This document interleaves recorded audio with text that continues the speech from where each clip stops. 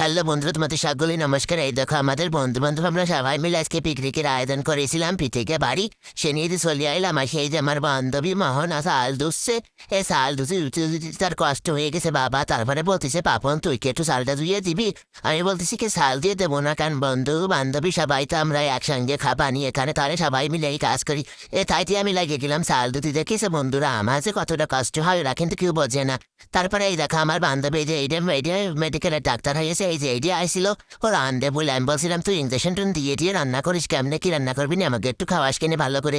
আমার কথাটা সে রাখিল। তারপরে দেখো এখানে বেশি বেশি বান্ধবীগুলো যারা দম্বের খারাপ ছিল ওনা ভালোই ছিল, তারা এই সবাই যে কুটা মশলা আর বাসনা মশলা সবকিছু করতে লাগছিল। আর এদের এই যে আমার বান্ধবী যাও ধরাইছিল, আর এই যে আমার বন্ধু না বান্ধবীকে বলে আমি সঠিক জানি না, এই যে ইয়ে কিন্তু এই যে মশলা বাড়তেছিল এ বলে বাড়িটারে সব কাছে এই যারা মহিলা কাজবাজ করিয়ে বেড়ায়, তাই এর বলি আমরা মহিলা। এই দেখো এদের এই যে আমার বান্ধবী মোহনা সে একটু